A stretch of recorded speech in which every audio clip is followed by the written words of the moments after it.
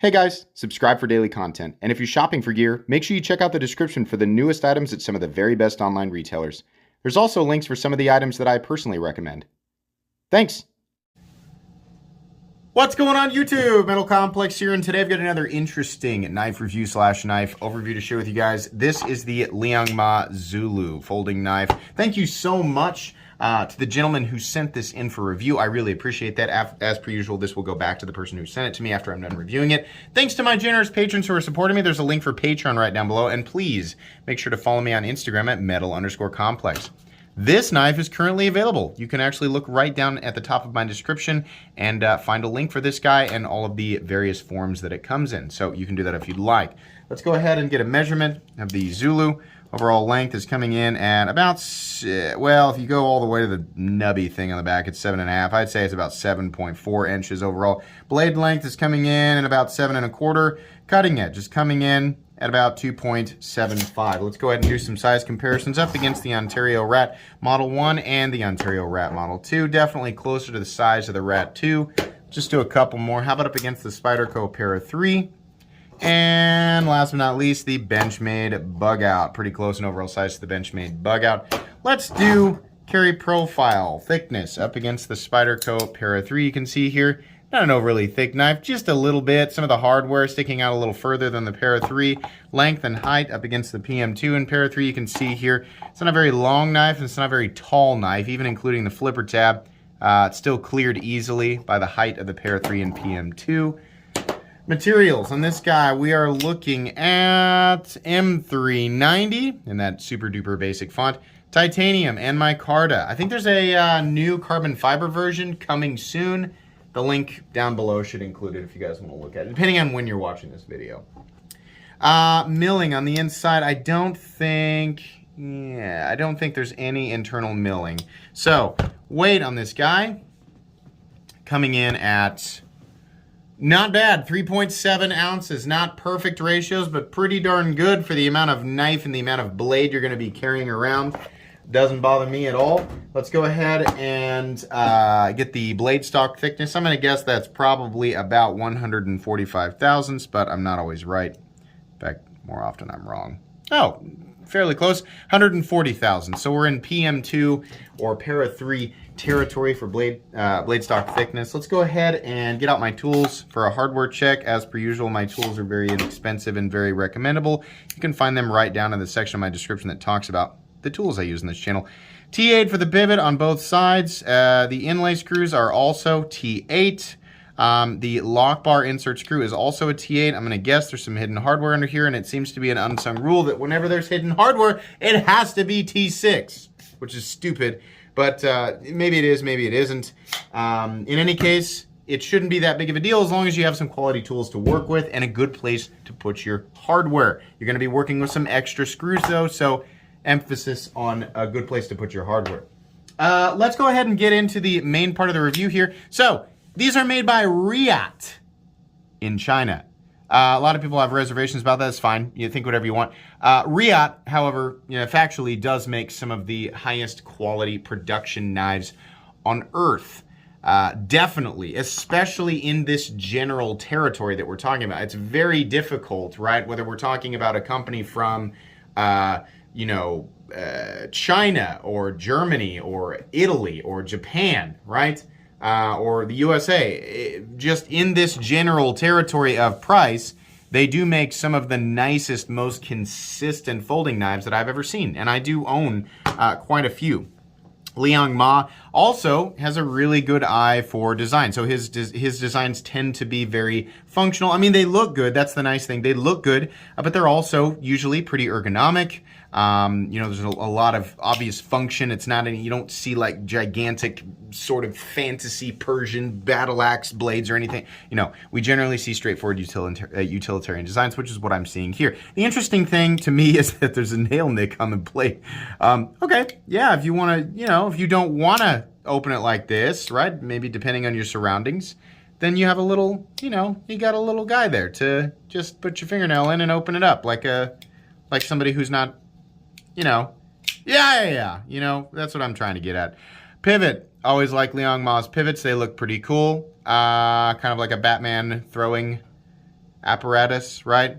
Titanium looks good. Edges are all nicely chamfered. This is a pretty straightforward, almost Civivi Elementum looking handle shape. But you know what? It works. It's very comfortable. Nice spot for the jimping. There's a little bit of an area for you to choke up. And because it's so deep, I wouldn't worry too much about running your finger up on that blade unless you've got real meaty sausage fingers, in which case I would say, back here, buddy. That's your spot. The pocket clip is kind of something that bothers me. It looks like Saturn on a stick. I don't really like these. The more that I see these, and I know they've been around for a while, these gigantic sort of, what do you call it? Ceramic, you know, ball bearing sort of pocket clips. I just don't like them. They feel weird going in and out of the pocket. They feel weird while I'm holding it. They also look weird, right? It works, it functions, it's not the greatest thing ever. I don't want to critique it too much, but I am aware of it when I'm holding down, right? If you're going to be squeezing this and using it, you're probably going to be aware of it. Nice access to the lock bar. There's plenty of space in here, but they've got axes cut out on both sides, so you can sort of approach it from the side and not have to push straight down and then over, which is always obnoxious. There is no double clutch. The action is good, nice and consistent, not fully fall shut, but it doesn't need to be. It just needs to, you know, like basically from here, if I can sort of, well, we caught it there. From here, if I can just sort of shake it shut, that's fine. The important thing to me is that this area is nice and controlled and consistent, meaning no bumps, lumps, grit, anything like that, and that is the case there. The action is nice and snappy. The flipper tab is good to go. It's kind of an in-between, more of a light switch than anything else.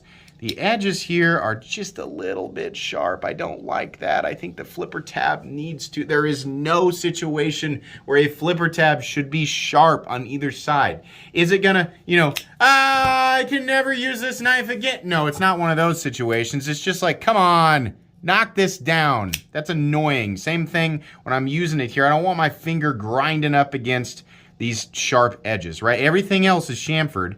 Right? Even up here, this is knocked down. It's not until you get out here that it starts to get really sharp, start shaving your fingernails, right? So, yeah.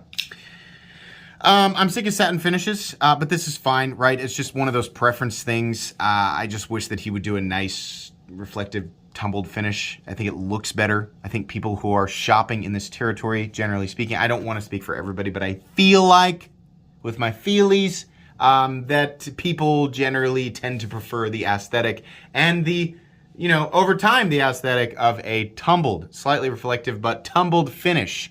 It just hides wear and tear better. This edge is quite thin. It does get nice and thin and slicey down there. Pretty aggressive hollow grind right here. And I also like the basically the drop or the slant down towards the tip. That's real nice. Nice puncture tip, nice swedge up here. It's fine.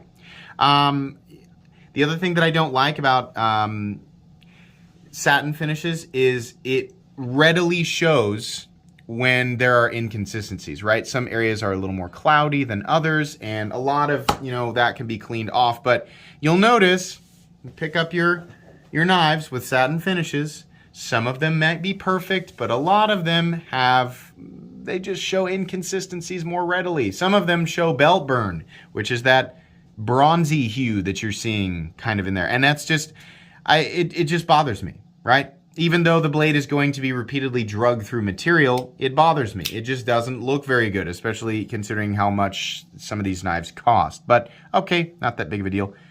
It is, you know, even on both sides, though, so that's fine. This knife has also been used, so I'm not trying to, you know, I'm not mistaking use for inconsistencies, right? Here, let's spray it off real quick. Show you give you a little bit more of an example of exactly what I'm talking about. There's just some areas that are a bit more cloudy than other areas. And, you know, see if I can get it to focus. Just little tiny bits of cloudiness, and I'm trying to, I know I just sprayed this, but that inconsistency is present. And I'll tell you, it's also the same thing that's on my own Chavez 229, which is also a Riot made knife. Whoops, wrong knife. Riot's belt satin finish just has a little bit of cloudy, inconsistent I don't know, the aesthetic just bothers me a little bit. It's not all exactly the same. See, there's a little tiny bit of cloud. I understand this is nitpicky stuff, but when you look at as many knives as I do, you start to notice that. It's a little bit more cloudy in some areas than other areas, and it just kind of bothers me. Those of you who have noticed it, you're gonna know exactly what I'm talking about. I'm sure those of you watching this video right now who don't know what I'm talking about are looking at this, what I'm displaying on camera, and going, what the heck is he talking about? I can't see anything. All right, moving on. Yeah, back down here. Gosh, guys, there's no lanyard hole, but there's a lanyard bar. So you can put your lanyard over here, which again is let's be real here. There is no need anymore. There is no need to be putting a lanyard hole anywhere. We can do a bar here. We can do a bar here, right? For people arguing, well, sometimes I want my lanyard hole like up more to. That's fine. It shouldn't be anywhere near here. This space, this whole space right here is reserved for the pocket clip, for optimal positioning of the pocket clip. I'm not saying as deep as possible, just so that the pocket clip doesn't have to go, hang on, I gotta be over here because we need the lanyard hole. No, never. The lanyard hole is never as important as the positioning of the pocket clip. Which is, just to drive my point home, this area back here, utilizing a sort of lanyard bar, is easier, it's better positioning, it's out of the way aesthetically, right? This is the way that they should all be. This is fantastic. I love this. I'm getting to the point where I just, anytime I see this, I see a hole in the blade, it's really gonna start bothering me. I don't like it. I like this. This is fine. You can flip this clip by pulling the screw off and just flipping it over to the other side. I think that's a pretty handy way to do that. I think it's nice, right? You can see there's slots milled to just hold this little bar right here so it doesn't move. And it carries absolutely deep. So those of you who, enjoy the absolutely deep carry, either the aesthetic or the feel or the utilitarian advantage or the tactical advantage, whatever your reasoning, right? Well, there you go. It's super duper deep. Still don't like the ball. I'd rather, some of the better clips out there, including the Benchmade bug out clip and the MXG deep carry clip for the Spyderco Para 3. Those are some of the best out there. The Ritter Hogue clip is also a pretty good one for being a longer guy. But yeah, I'm not a huge fan of these. Bolster lock, I love that. Why? Because I can rest, where you put your middle finger oftentimes is right on top of an exposed frame lock. But this isn't a fully exposed frame lock. It's sort of a bolster locky, a sub frame lock, right, with overlays, however you want to sit, whatever. There is a titanium lock bar, and a lot of it is sitting underneath an inlay, not an overlay, an inlay, right? And what that allows you to do, people halfway through their technical explanation of what I was trying to say, not realizing that I've already moved past it and don't really care. I'm sorry. Yeah, you can rest your fingers on this, and no amount of force, unless you're, the Incredible Hulk, is going to affect how much pressure that lock bar and ultimately the detent ball have, how much force is being implemented on the blade tank, which would affect how easy it is to fire. By resting your index finger right here, right? It's just real easy. I like that. That's why I like liner locks so much. Kind of pulling away from the whole frame lock thing. And Liong Mah does a lot of stuff like this, and I really like that. So, pretty good. There is a steel lock bar insert doubling as the over travel stop, and we're locking up at something like 25 to maybe 30%. There is no lock stick. The centering is dead on, perfect. There's no detent lash. There is no pivot lash. And there's no issue with the lockup at all. I've actually never felt a Riot that had any type of movement unless the pivot was just backed out a little bit. Lots of shouldering on that stop pin, and the detent itself is nice and click. I like that. So how much is this knife? 415 bucks. A lot of people go, I can get that, same materials and blah blah. Stop. This is a Riot knife.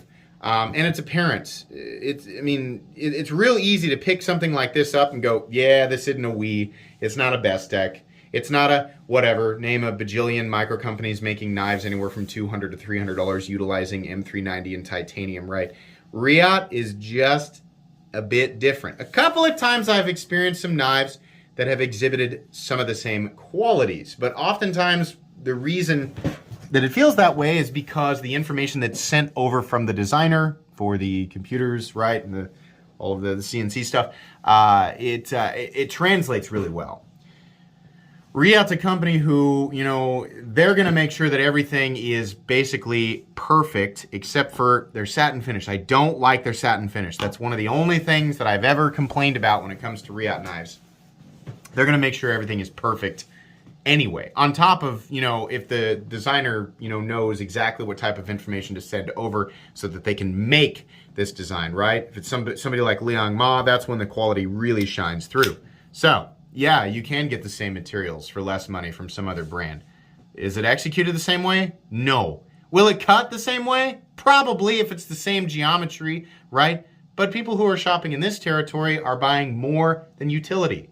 That doesn't make sense. So, look what you're watching right now. None of this makes a whole lot of sense. But does more work go into a Riyadh knife? Sure. That being said, I mean, not just sure, definitely. It's not up for debate. More work goes into, I know that people are like, how dare you tell us that we can't debate? You can, but Riyadh knives, it's the reason you can throw a rock in any direction on the internet and find roughly what I'm saying here. Riyadh knives just are higher quality, even when they're working with the same materials, right? They have a better feel of action. They have a better feel, execution of materials, inlay work, based transitions between one material to another when you're talking about inlays, right? Consistency in the grind, consistency in the, basically just the geometry from one side to the other of the blade. The lockup geometry is always good and solid without having any stick or slip, which is difficult to do, right? Little things like that, they get them right. That being said, $415 feels like a lot because you can get a lot of really good American knives for roughly the exact same price and very similar, very, very similar materials. Not quite the same execution, right? Which is why we see a lot more blocky stuff from the US in this territory. But, it depends on what you care about. From my perspective, this feels more like maybe $375, which is kind of hard to say because we're dealing with a lot of inflation, right? But yeah, definitely a nice knife. And, also I think one that overall in this territory I can recommend. Liong Mah has a lot of really good functional designs that are super high quality in this territory. So it's not often that I'm going to recommend knives that are as expensive as this, right? I mean, I review knives that are substantial. I review knives that are, $3,000 or $4,000 sometimes. So, but this is, this is still expensive territory. $415 is definitely expensive by most people's standards. That being said, this is still a very good $415 knife.